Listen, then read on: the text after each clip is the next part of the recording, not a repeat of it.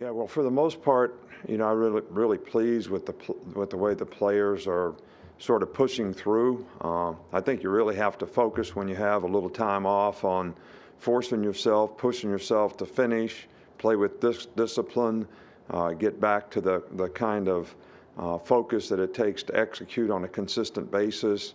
Um, and not take for granted that you're just going to pick up where you left off. I think there's a little process that you have to go through.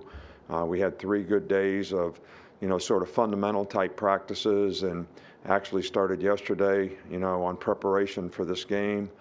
Continued that to some degree to today. So if you're not pushing yourself, if you're not doing all the things you need to do to focus on doing your job at a high level, and being able to sustain, get your conditioning level up to where you can sustain your performance, then you're really kind of helping your opponent. So we're also being very conscious with our players about taking care of themselves, social distancing, all those types of things, so that we can kind of manage our way through some of the flu that's going around, not just COVID, but stomach viruses and things like that. So but so far the players have done a pretty good job of doing that. Now we'll finish this week with Tuesday and Wednesday practices. Then the players will be off for 3 days. We're going to Dallas on the 26th. We'll practice out there on the 26th, and kind of have a normal week of practice. So we're excited and happy all the time that we have players that get recognized for national awards.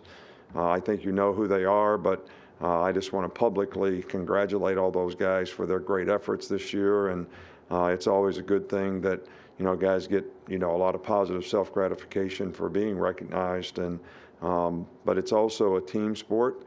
So if you got recognized for anything, then you should know that somebody else on your team did a really good job to help you have the success that you had. And I think our players are very aware of that. So we don't have any new updates on injuries or anything like that. We've got guys practicing and doing the best they can. Okay, we'll start with Michael Casagrande. Michael. Yeah, what have you seen from the receivers so far in practice, and who's stepping into that void left by John Mechie? I'm sorry, I couldn't understand. Receivers, how they're doing in practice, and the void left by Mechie, who's stepping into that? Yeah, well, I think the guys are stepping up and doing a good job. Javon Baker's done a good job. Trayshawn Holden has done a good job. Agiye Hall is, making some good plays. I think those guys, look forward to the opportunity that they have, and they're doing the best they can to get prepared to try to be able to, help the team every way that they can. Jacory has, been playing well for us, so he's also, a guy that's continues to improve. We'll go to Aaron Settles. When you look at their front seven, especially as it pertains to stopping the run, what do you see? They're very active. They're very aggressive. They're a good group. They play a 3-3 stack. They slide over to a 4-down, front sometimes. They plug a lot of backers. They have a lot of good pressures. They play a lot of man-to-man, but they change it up quite a bit. They play very well together as a team. They don't make a lot of mistakes. They fit the runs. They do the things they need to do to have success together as a group. And they got some very talented guys. They got a good secondary. They got some guys up front that can rush and have some quickness, and their linebackers are very good players. So all around, this is a really good defensive team. We'll go to John Zener with the AP. Evening, Coach. We can all kind of see the physical attributes that Will Anderson has that make him a good player, but what sets them apart, whether it's intensity off the field, relentlessness on it, what kind of sets him apart to help him fulfill that potential? Well, I think what sets anybody apart is, what's your mindset, how important it is to you, how you're willing to edit your behavior to accomplish the goals that you have. You're going to get out of it what you put into it. And, Will's A+ in, all those intangible areas, plus he's got, really good physical ability. And the guy is an overachiever, even at that, with all the physical ability that he has because of the mindset that he has. He's a great effort player. He's very conscientious. He does his job well in the game. He doesn't make a lot of mistakes. He kind of prepares well for every game. And so, I think it's always the intangible things that help you get to your full potential. And, Will's certainly got great intangibles with great ability, and that usually makes for great players. We'll go to Charlie Potter. Yeah, hey, Coach. Going back to Cincinnati's defense, just what impresses you about their secondary and specifically their two corners? Well, their two corners are long and they're good players. They play a lot of man-to-man. They've got good ball skills. They're good man-to-man players. They're aggressive in the way they play. They don't make a lot of mistakes. They're smart. They've got a lot of experience, even when they change it up and they play zone. And they're ball hawkers. They're all ball hawkers. Back there, they really attack the ball. They've got a lot of turnovers. So it's just, really a talented group. Okay, we'll go to Tony. Tony, go ahead. Nick, can you give an update on Chris Allen and how's his rehab going? Well, I said there was no injury updates. Chris Allen is doing what he can do, and it's a tough rehab for the injury that he has, and I think everybody's doing a really good job of trying to help him get to where he'd like to be and where he needs to be, but that's still pretty much up in the air. Okay, unless I got a couple more here. James Hill. Hey, Coach, James Hill with BNC Sports. Can you just talk a little bit about the Bama Built concept? Going in, it's a business trip, going to the Cotton Bowl and win a football game.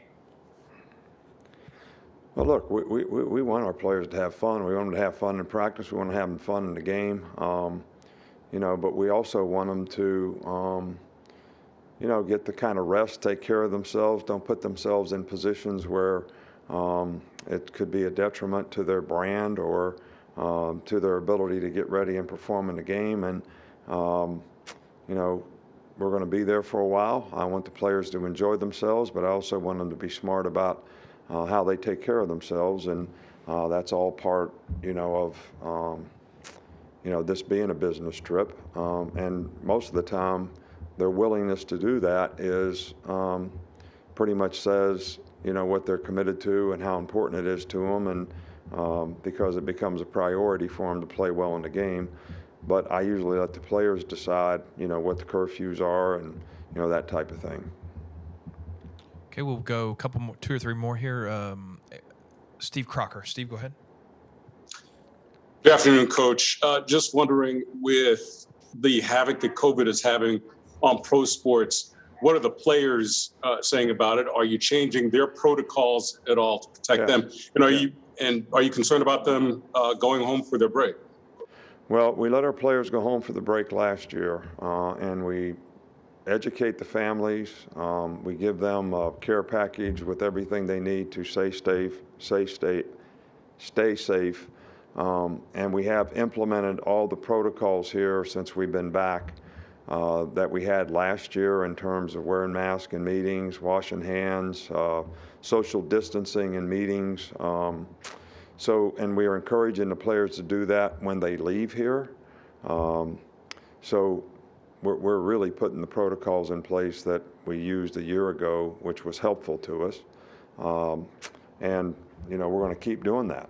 Am I concerned? I'm always concerned when there's an issue out there, and we want to do the best we can to help our players be concerned about the issue and respect it so that they have the best opportunity to stay safe.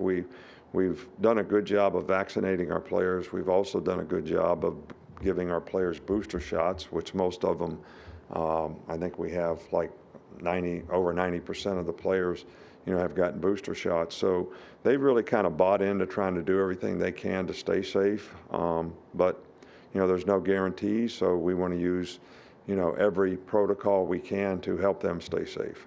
We'll finish up with a follow-up from Aaron. You are really into the psychology more so than maybe any other coach in college football history. In that regard, how rare is like Bryce's ability to having his background he had with his father in terms of making the main thing the main thing? Yeah, well, I think he does a really good job of that. He's very focused on what he needs to do. He doesn't let external factors distract him very often.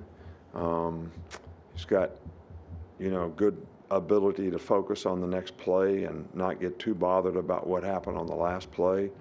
I think he has a high standard for himself in terms of what he wants to do, what he wants to achieve, but he also is very focused on the process of what he has to do that, how he needs to prepare, how he needs to understand, how he needs to practice, and he sets a really good example for all of the players on the team by the way he does that, and I think it sort of shows in his consistency and performance, all year long.